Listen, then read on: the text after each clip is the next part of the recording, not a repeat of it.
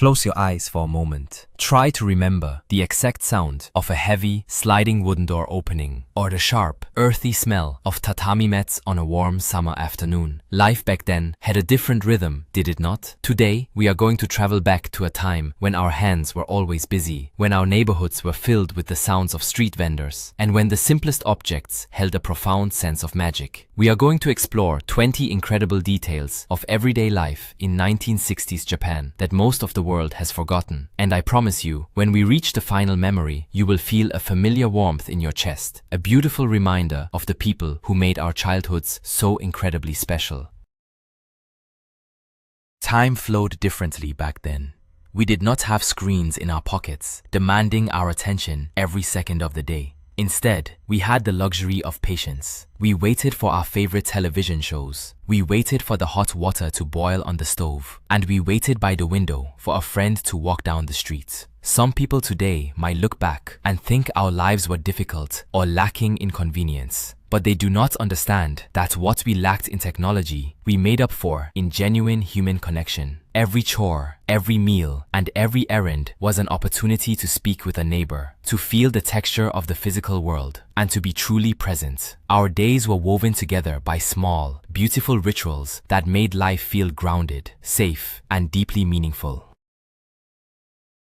Let us begin with a sound that signaled the approaching evening. Can you hear the slow, melancholic, yet comforting tone of a small brass horn echoing through the neighborhood? It was the tofu seller, slowly pushing his wooden cart or riding his bicycle down the narrow, unpaved streets of 1960s Japan. The sound was a simple two-note melody that meant fresh food was arriving at your doorstep. Do you remember your mother handing you a small ceramic bowl and a few coins, sending you running out the door? You would stand by the cart, watching the seller carefully dip his hands into the cold water. He would slice the fragile, milky white block of tofu with impossible precision, balancing it on his palm before gently sliding it into your bowl. The water splashed over the edges, cold against your small fingers, as you carefully walked back home, trying not to break the delicate square.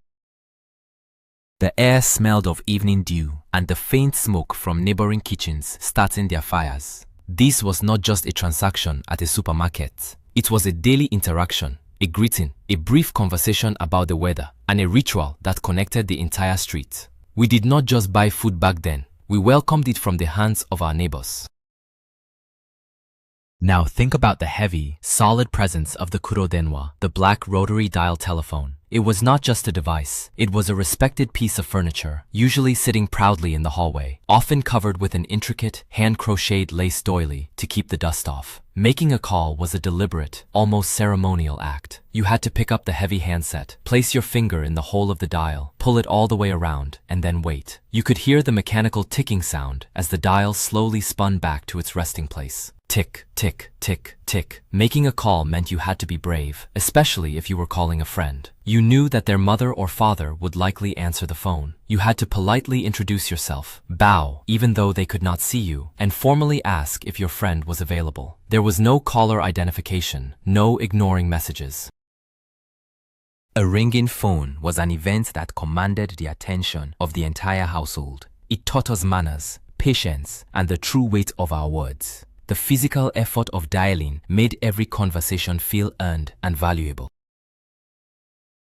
Let us walk down to the end of the street, to the Sento, our local public bathhouse. Before every house had its own private bath, the Sento was the beating heart of the community. Do you remember the sound of wooden geta sandals clacking against the pavement as families walked together in the evening? You would part the fabric curtains, step inside, and hand your wooden numbered tag to the attendant sitting high up in the central booth. The changing room always smelled faintly of damp wood and traditional soap. Inside the bathing area, the steam was thick, and the acoustics made every splash and every conversation echo against the high ceilings. You would sit on a small wooden stool, scrubbing yourself clean, staring up at the grand, sweeping mural of Mount Fuji painted on the back wall. But perhaps the best part came afterward. Stepping back into the cool air of the changing room, you would buy a cold glass bottle of fruit milk or coffee milk. You would stand with one hand on your hip, tipping your head back, drinking it down in one go. It was a shared experience of cleansing, not just of the body, but of the mind, surrounded by the voices of your community.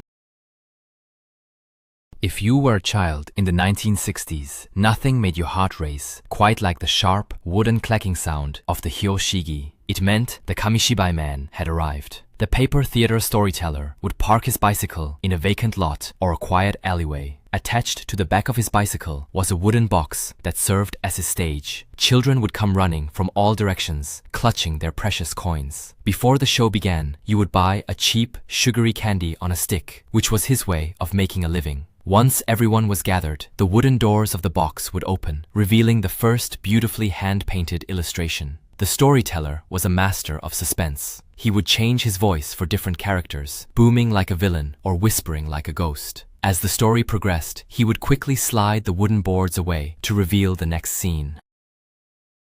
He always knew exactly when to stop, leaving us on a thrilling cliffhanger so we would be sure to return the next day. It was our television before television became common, an outdoor theater powered entirely by human voice, paper, and the boundless imagination of children.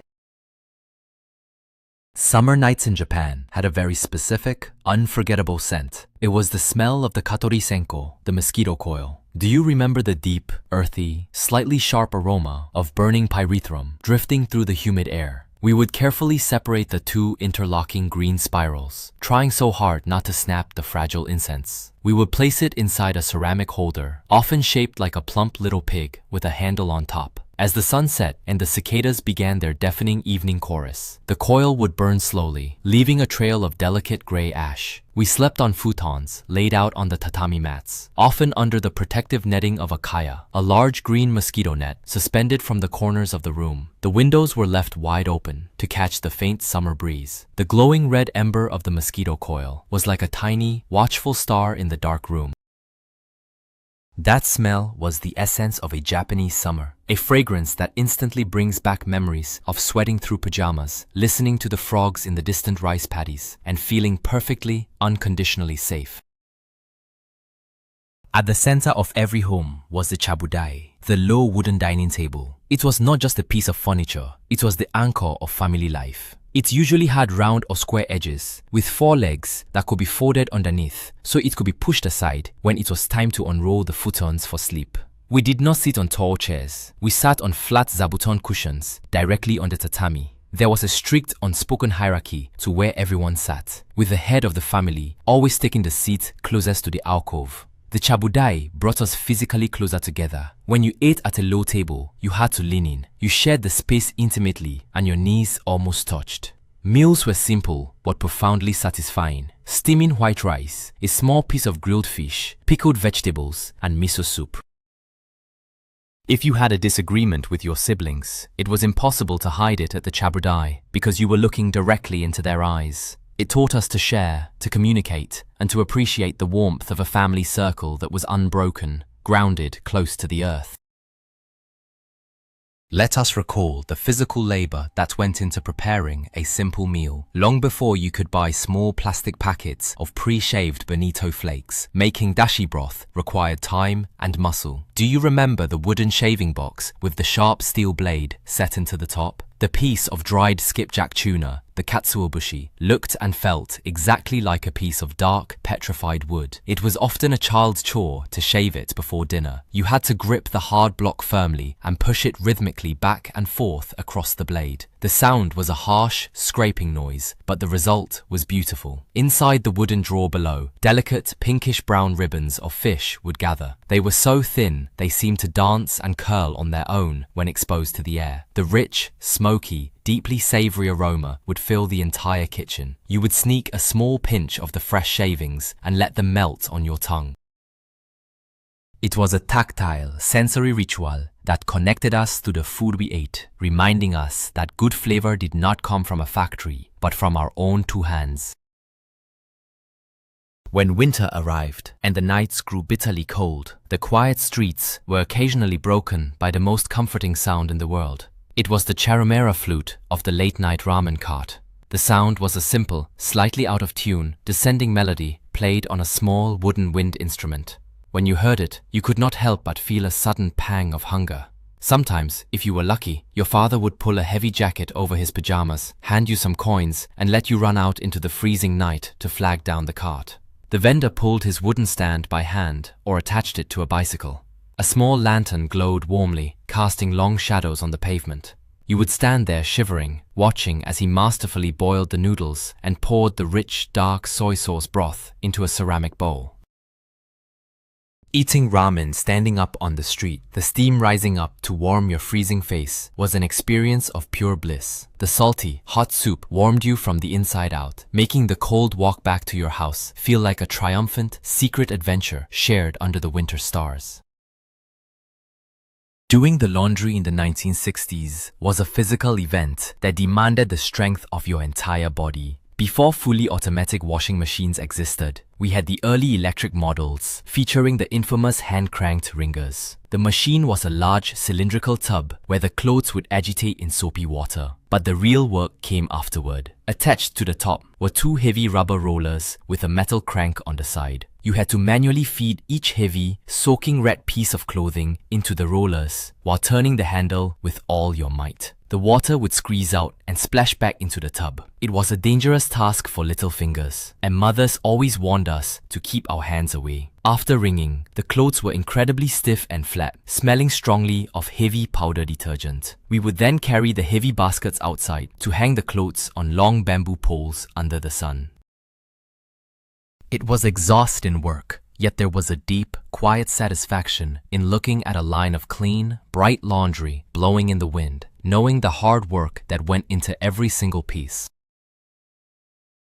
One of the most gentle sounds of the early morning was the clinking of glass milk bottles. On the porch or attached to the wall beside the front door of almost every house, there was a small, square wooden box painted with the dairy company's logo. Long before the sun came up, the milk delivery man would quietly ride through the neighborhood, leaving heavy, cold glass bottles of fresh milk in the box. When you woke up and stepped outside, the air was crisp, and retrieving the milk was a daily chore. The bottles were sealed with a thick paper cap, held in place by a tightly stretched ring of plastic. You could not just peel it off easily. You had to use a special, tiny tool with a sharp needle in the center to pierce the paper cap and pry it out. When you finally opened it, there was always a thick, rich plug of heavy cream at the very top of the bottle. Drinking that cold, rich milk from a heavy glass bottle, feeling the condensation on your hands, is a sensation that modern cardboard cartons can never, ever replicate. As the chill of winter deepened, the entire family's existence shrank down to a single piece of furniture, the kotatsu. It was a low wooden table equipped with a small glowing red electric heater underneath, covered entirely by a heavy thick blanket. A hard tabletop was placed over the blanket to hold their teacups. Once you slid your legs under the kotatsu, it was almost impossible to leave. The warmth wrapped around your legs and drifted up into your chest. The rest of the house was usually freezing, as central heating was virtually non-existent. So the kotatsu became our sanctuary. On top of the table sat a shallow woven basket overflowing with bright orange mikan, the sweet mandarin oranges. We would sit there for hours, peeling the oranges, the sharp citrus oil spraying into the air and staining our fingertips yellow. We watched television, did our homework, and inevitably, someone would fall asleep, their upper body resting on the table, while their legs remained trapped in the glorious heat. The kotatsu was a physical magnet that kept the family huddled together against the winter cold. For children in the 1960s and 1970s, the neighborhood was our kingdom, and the vacant dirt lots, the akichi, were our battlegrounds. Do you remember the heavy, metallic weight of a begoma in your palm? These small, cast-iron spinning tops were the currency of childhood respect. Playing with them was an art form. You had to carefully wrap a thin cotton string around the grooves of the top, pulling it tight just right. Then, with a sharp, practiced flick of the wrist, you would throw it into a canvas sheet stretched over a bucket, or simply onto the hard-packed dirt. The tops would collide with a fierce, metallic clashing sound. We were completely obsessed. We would take our tops and rub them against concrete walls, or use metal files to sharpen the edges, trying to make them more aggressive. We played until our hands were filthy and the streetlights flickered on, signaling it was time to run home for dinner. We did not need expensive toys or supervised playdates. We had the dirt, we had the iron tops, and we had the endless imagination of our neighborhood friends.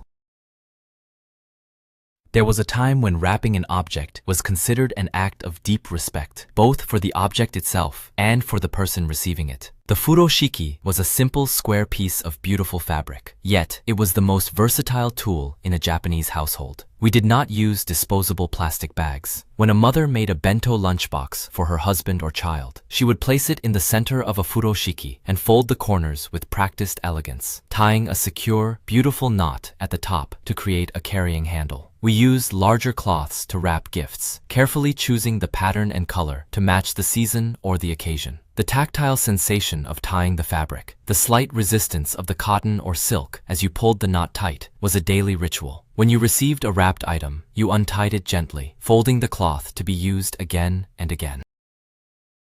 It was a quiet practice of sustainability long before the word existed, born out of a cultural belief that everything should be treated with care, grace, and enduring respect.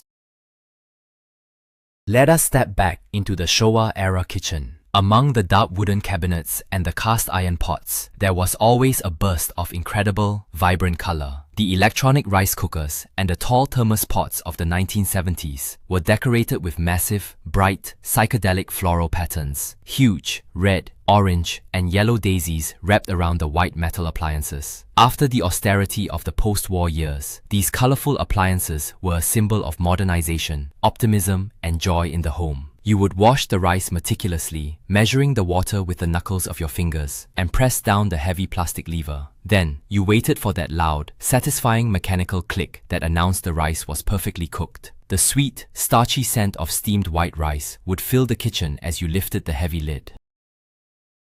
These brightly colored machines were the steadfast workhorses of our mothers, dutifully providing warm meals every single day. Seeing those floral patterns now instantly transports us back to a kitchen filled with the smell of simmering miso and the sound of a mother humming as she chopped vegetables. Sometimes, the quiet afternoon of a suburban street would be abruptly and joyfully shattered by a wave of chaotic music. It was the chindonya, the traditional street advertising musicians. They were an explosion of color and sound. A small troupe of performers dressed in flamboyant, exaggerated traditional clothing, wearing heavy white makeup, would march down the street. One person would play a small snare drum and a brass gong attached to a wooden frame, creating the distinctive chin-don rhythm. Another would play a clarinet or a shamisen. They were hired to announce the grand opening of a new pachinko parlor, a local butcher shop, or a department store sale. As children, we would drop whatever we were doing and run outside, following them down the street like the Pied Piper.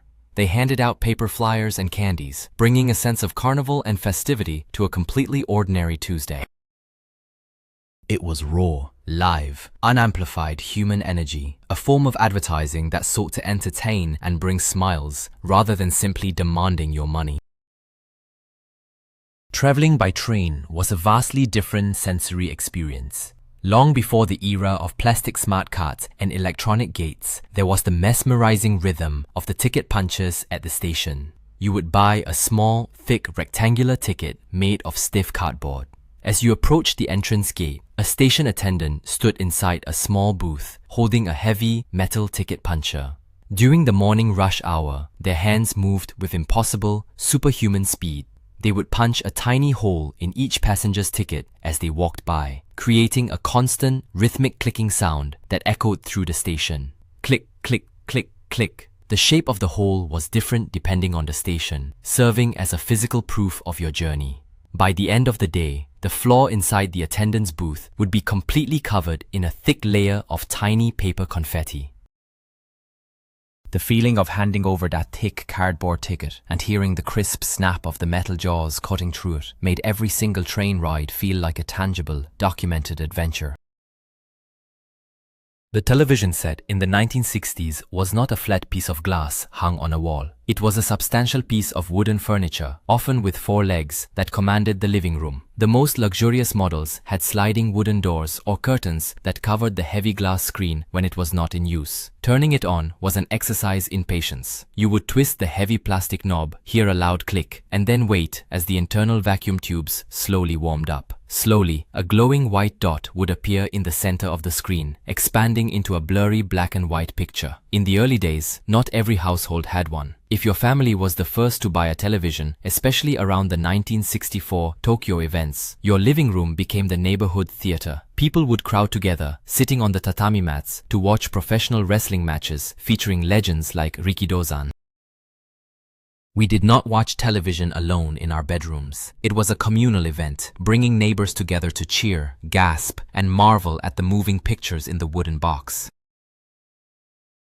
For a child, the transition to elementary school was marked by the weight of a very specific object on your back, the randoseru. These were incredibly sturdy, hard leather backpacks. Traditionally, boys wore black and girls wore red. When you were a first grader, the backpack looked comically large, extending past your waist, stiff and unyielding. The smell of the thick cowhide leather was intoxicating. The flap was secured by heavy brass buckles that clicked loudly when you fastened them. These bags were expensive and were expected to last for all 6 years of elementary school. Over the years, the stiff leather would slowly soften and mold to the shape of your back. It would gather scratches, scuffs, and creases, each one a physical memory of running through the rain, dropping it in the dirt to play, or leaning against a brick wall while waiting for a friend. By the time we reached the 6th grade, the randoseru felt like a part of our own bodies, a tough, reliable companion that carried our textbooks, our secret notes, and our childhood dreams. Summer evenings brought another delicate, fleeting joy that defined our youth. We would attend local neighborhood festivals, wearing our light cotton yukata, clutching our allowances. We would crouch by shallow pools of water, holding a poi, a small plastic ring with a thin sheet of fragile paper stretched across it. The goal was to scoop up a darting goldfish before the paper became too wet and tore. It required intense concentration, a steady hand, and a gentle touch. When we succeeded, the vendor would put the small orange fish into a clear plastic bag tied with a rubber band. We carried those bags home like priceless treasures. On other nights, we would walk near the rivers or rice paddies with small bamboo cages, catching fireflies. The slow, pulsating green light in the dark, humid air was utterly magical. We captured nature briefly, not to destroy it, but to admire its quiet beauty.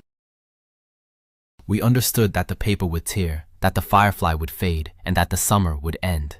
It taught us to appreciate the beauty of things, precisely because they did not last forever.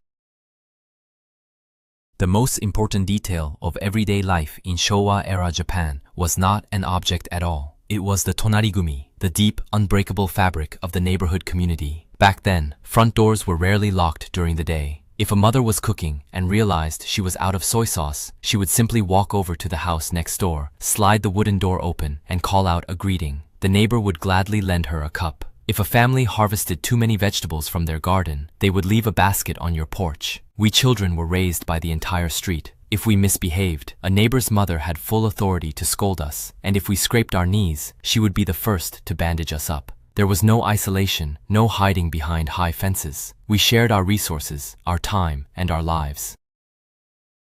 That profound sense of trust, the feeling that you were constantly surrounded by a large, extended family that would catch you if you fell, is the greatest treasure we left behind in those quiet, dusty streets.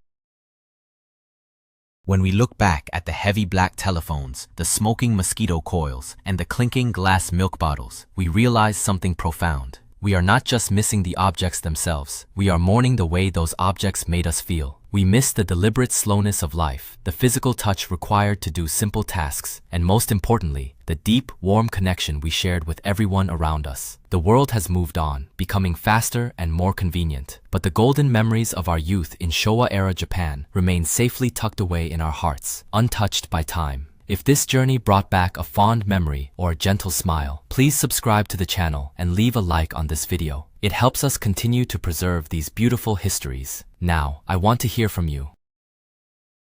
Which of these 20 memories sparked the strongest feeling in your heart? Or what is one cherished detail from your own childhood that you wish you could experience just one more time? Please tell me your story in the comments below, and let us remember those beautiful days together.